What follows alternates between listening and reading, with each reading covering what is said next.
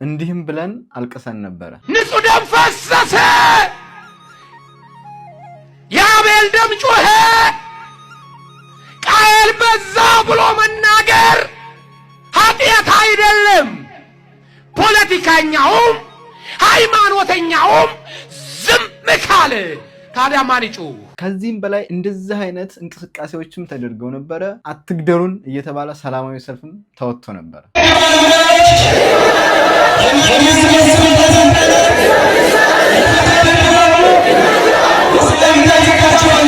አባቶቻችንም በዚህ መልኩ አልቅሰው ነበር። ሁላችሁ ወደ እግዚአብሔር ጩኹ፣ ደግሜያለሁ፣ ወደ እግዚአብሔር ጩኹ። ክርስቲያኖች አይታደሙም። የክርስቲያን ደም የሚፈስባት አይደለችም ኢትዮጵያ። ለአባቶቻችንም እንደዚህ አይነት መልእክት ተላልፎ ነበር። ወንበራችሁ ላይ ሲመጡ ጥቁር ታስለብሱናላችሁ፣ በእኛ ህይወት ላይ ሲመጡ ግን ለምንድነው ጥቁር ማታስለብሱን? ለምን አዋጅ አታውጁም? ጥቁር አስለብሱን። አሁንም ምህላው ይታወጅ፣ ጾሙ ይታወጅ። እጆቻችንን ከልባችን ጋር በላይ ወዳለው ወደ ሰማይ ወደ እግዚአብሔር እናንሳ።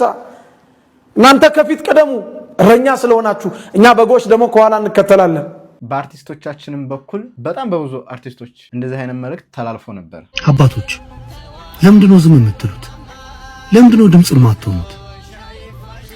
ቤተክርስቲያን ተነካች፣ ጥቁር ለብሳችሁ ውጡ ባላችሁን ሰዓት ጥቁር ለብሰን ከቤተክርስቲያን ጎን መቆማችንን አሳይተናል። ታዲያ ዛሬ የኦርቶዶክስ ተዋህዶ ልጆች ሲገደሉ ለምንድነው ዝም የምትሉት? አርሲ ውስጥ ያሉ ወገኖች ግን ስቲል በየቀኑ በቀን እንደሚገደሉ ድረሱልን ባካችሁ እያሉ ጩኸታቸውን ያሰሙ ነበር። እኛ በአርሲ ሽርካ ያለነው እየተሰቃየን ነው። ከሞቱት በላይ እኛ እየተንገላታን ነው። እባካችሁ ድምፁ ነው። እባካችሁ ለአርሲ ሽርካ ድምፁ ነው። ሞተ ተብሎ 3 ሰው 2 ሰው ሊነገራችሁ ይችላል። በቀኑ ነው የሚሞተው። ከሚነገር የማይነገር ይብሳል። እባካችሁ ድምፁ ነው። እባካችሁ ከግንቦት 23 ጀምሮ አርሲ ላይ ኦርቶዶክሳውያን እየተጨፈጨፉና እየደረሰ ያለውን ግፍ እንዴት የሟቹ ህዝብ ቁጥር የሟቹ ኦርቶዶክሳውያን ቁጥር እየጨመረ እንደሄደ አሳያችኋለሁ። መጀመሪያ ይሄንን ዜና በማህበረ ቅዱሳን በኩል ሰማን። እጅግ አሳዛኝ በተባለ ሁኔታ በምስራቅ አርሲ አሁንም ከ10 በላይ ኦርቶዶክሳውያን መገደላቸውንም በዚህ ሰዓት የወጡ መረጃዎች እያሳዩ ይገኛሉ። ኦርቶዶክሳውያን መገደል ብቻ አይደለም፣ ከ100 ዓመት በላይ ያስቆጠረ የቅዱስ ገብርኤል ቤተክርስቲያን ሙሉ በሙሉ ወድሟል።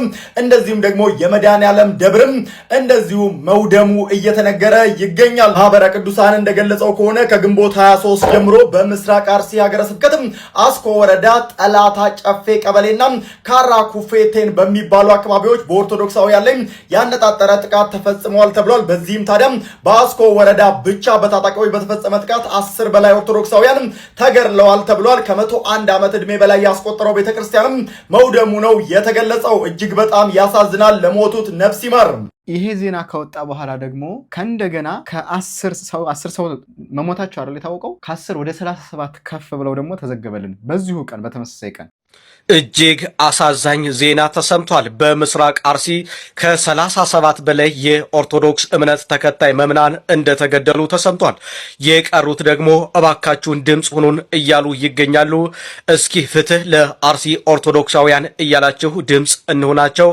በአርሲ ዞን አስኮ ወረዳ ትናንት ግንቦት 24 በተቀሰቀሰ መጠነ ሰፊ ጥቃት የ37 ምዕመናን ህይወት ማለፉንና ከ200 በላይ መኖሪያ ቤቶች መቃጠላቸው ታወቀ ሲል መሰረት ሚዲያ ዘግቧል። እስኪ ሁላችሁም ይህን ቪዲዮ ሼር በማድረግ ድምፅ እንሆናቸው። አሁን መሰረት ሚዲያ 37 መድረሳቸውን ዘግበው ነበር። አሁን ይህንን ቪዲዮ በመሰራላችሁ ሰዓት ደግሞ የሞቱት ሰዎች ቁጥር ወደ 49 ከፍ ብሏል። የ101 ዓመት ያስቆጠረው የቅዱስ ገብርኤል ቤተክርስቲያን ተቃጥሎ ነበር አይደለ? ከዛ በኋላ የመድኃኔዓለም ቤተክርስቲያን ደግሞ ጽላቱን ይዘው ምዕመናን ተሰደው ነበር። አሁን ያንን ቤተክርስቲያን እንደተቃጠለ ዘግቧል። የሟቾች ቁጥር ወደ 49 ከፍ ብሏል። አሁንም እስቲል እየተገደሉ ነው ያሉት። ግን የሀገሪቱ መንግስት መከላከያ አለው፣ ሚሊሻ አለው፣ አየር ኃይል አለው። እነዚህ ኦርቶዶክሳውያን በታጣቂ ተከበው ሲገደሉ እስካሁን ድረስ ከመከላከያም ከሚሊሻም ይሁን ከየትኛውም የመንግስት ኃይል አንድ ሰው የደረሰላቸው የለም። በነገራችን ላይ ይህ ሁሉ ግፍ የሚፈጸምባት የኦርቶዶክሳውያን የደም መሬት የሆነችው ሁሌ ኦርቶዶክሳውያን የሚገደሉባት አርሲ የከንቲባ አዳነች አቤቤ የትውልድ አገር ናት። ግን ይህ ሁሉ ግፍ ሲፈጸም እግዚአብሔር ያጽናቸው የሚል የማጽናኛ ቃልም የለም። ከዛች አገር የሚገቡ ታጣቂዎች ንጹሐንን እንዳይገሉ፣ ኦርቶዶክሳውያንን ያነጣጠረ ጥቃት እንዳይፈጽሙ ከመንግስት የተላከ ኃይል የለም። እዛች ከተማ ላይ ሰው ሲገደል የአዳነች አቤቤ ጓደኞች፣ ቤተሰቦች ወይም ደግሞ አብሮ አደጎች፣ የትምህርት ጓደኞች ሁሉ ሊኖሩ እንደሚችሉ አትርሱት። ሞቱ እየተባሉ የተጠቀሱ ስሞች አሉ። እንደውም 13 የተገደሉ ኦርቶዶክሳውያን እስከ እድሜያቸው እስከነስማቸው አለኝ። እሱን አሰማችኋለሁ። ይህንም በሐዘን መግለጫ የብፁዕ አቡነ ኤልሳ የሀገረ ስብከቱ ሊቀ ጳጳስ ባወጣው የሐዘን መግለጫ እነዚህ 13 ሰዎች የተገደሉት በስም ተጠቅሰዋል። የመጀመሪያው ላይ አሁን ወደ 49 ከፍ ብለዋል። 208 ሰዎች ግን የት እንዳሉም አይታወቁም። ስልካቸውም አይሰራም። እንዴት እንደሆኑም አይታወቅም። ምናልባት ተገድለው ይሆናል ብለዋል ቤተሰቦቻቸው። የተገደሉትን ሰዎች ስም ዝርዝር ላንብብላችሁ። አንደኛ አቶ ደምረው አበራ የ70 ዓመት አዛውንት ናቸው። ከፈላይ ልክየው የ56 ዓመት፣ ኃይሉ ንጉሴ የ70 ዓመት፣ እሸቴ ዳመና የ42 ዓመት፣ አበባየው ዳኜ የ42 ዓመት፣ ስሙ አባይነህ የ70 ዓመት፣ አንድ ሚሊሻ፣ አማረ በላይ የ80 ዓመት፣ ተሬ ደሴ የ25 ዓመት፣ ወጣት ገነት ጥላሁን፣ ሙርቴሳ ጥላሁን፣ አቶ ንጉሴ ማንደፍሮ፣ አቶ በቀለ ኃይለ ሚካኤል። እነዚህ አጠቃላይ 13ቱ በስም የተጠቀሱት ብፁዕ አቡነ ኤልሳ የአርሲና የሶማሌ ክልል ጅግጅጋ ሀገረ ስብከት ሊቀ ጳጳስ የቅዱስ ሲኖዶስ አባል በሐዘን መግለጫ ባወጣው ላይ የተጠቀሱ ናቸው በስም ማለት። አሁን ወደ 37 ታደጉ ከፍ ተባለ። የሚገደለው ሰው እየጨመረ ነው። መንግስት እየደረሰ አይደለም። ወደ 49 ከፍ ብሏል። አሁንም መንግስት እየደረሰ አይደለም። ስለዚህ እነዚህ ኦርቶዶክሳውያን ሁሌ እየተገደሉ ቅርስ እየተዘረፈና እየተመዘበረ እስከ መቼ ድረስ ነው የምንቆየው? ሁሌ በሚዲያ ላይ ይጮሃል፣ ተጮሆ ይቀራል። ይህን ያህል ሰው ሞተ። የሰውስ ነፍስ የኦርቶዶክሳውያን ነፍስ መሆናቸውን ረስተናል። ምንድነው ማድረግ ያለብን? በጣም አልደከማችሁም? ሁሌ የሞት ዜና መስማት አይደክምም? አንድ የበግ ጭቅላ ቢጠፋ ለባለቤቱ ይጎዳዋልና እጅግ አብሶ በጣም አይደለም የሚፈልገው እስኪደክም ድረስ የጠፋውን። ግን የአንድ ሰው ህይወት፣ የዛ ሁሉ ሰው ህይወት፣ የተጨፈጨፉት ንጹሐን ህይወት የሞቱ አይመስለን። ሰምተን ዝም እንላለን። ውይ ብለን ሐዘን እንትን ብለን ጥቁር ለብሰን ሻማ አብርተን እንተዋዋለን፣ ዝም እንላለን።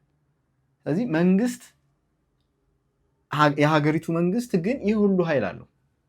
እነዚህን ኦርቶዶክሳውያን ያነጣጠረ ጥቃት ማስቆም ይችላል። መንግስት በጣም ማስቆም ይችላል። ምክንያቱም አይታችሁ ከሆነ መከላከያ አለ። የክልሉ መንግስት ሲጀመር የኦሮሚያ ክልል መንግስት ጸጥታና ሰላም ማስፈን ነው አይደል የመጀመሪያ ስራው። ካልሆነለት እኔ ከቁጥጥርና ከአቅሜ በላይ ነው ብሎ የፌዴራል መንግስት ጣልቃ እንዲገባ ማድረግ ይችላል። የፌዴራል መንግስት ደግሞ መከላከያን ተጠቅሞ የፈለገውን ኃይል ተጠቅሞ ሚሊሻም ይጠቀም የተለያዩ የጸጥታ አካላቶችን ተጠቅሞ ታጣቂዎችን ማስቆም ይችላል። ስለዚህ እየተገደልን ያለነው ለምን እንደሆነ ይገባችኋል ማለት ነው። የሐዘን መግለጫ እንኳን የማይወጣልን